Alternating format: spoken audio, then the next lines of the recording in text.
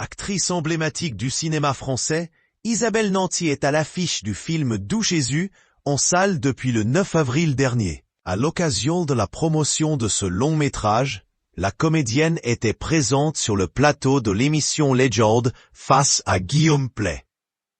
Elle est revenue sur la disparition de ses parents.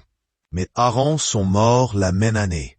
À 8 mois d'intervalle, ma mère n'a pas survécu à la mort de mon père, a-t-elle confié.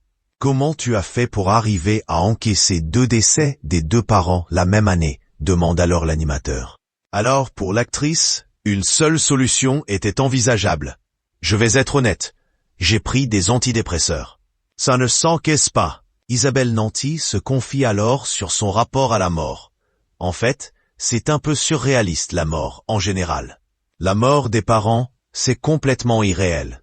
Je ne sais même pas si je l'ai encore réalisé, a-t-elle avoué. La comédienne n'hésite pas à se confier sur sa santé mentale. Je le dis honnêtement, je suis sous antidépresseur depuis. J'aimerais bien arrêter quand même parce que je trouve que ça égalise un peu les émotions. Je pense que ça sauve la vie de beaucoup de gens parce qu'être dans des excès d'émotions parfois ne sont bons pour personne, ni pour soi, ni pour l'entourage. Mais c'est quand même bien d'avoir accès à ces émotions. Dans cette interview, Isabelle Nanty est revenue sur sa maternité, elle qui a adopté sa fille Tallulah. En effet, la comédienne est en effet stérile. Sa maman avait suivi un traitement au Distilbène, rendant de nombreux enfants dans l'incapacité de pouvoir procréer.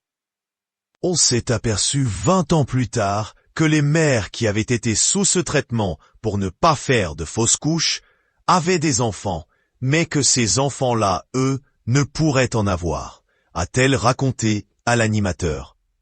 Mais alors qu'elle va voir le diagnostic tomber lorsqu'elle va se rendre chez le médecin? Moi, j'ai appris à 30 ans que je ne pourrais pas avoir d'enfant, car ma sœur essayait d'en avoir, on lui a dit qu'elle ne pourrait pas, et on lui a demandé si elle avait des frères et sœurs. Donc je suis allé consulter innocemment aussi, et j'ai appris que je n'aurais pas d'enfant, a-t-elle expliqué.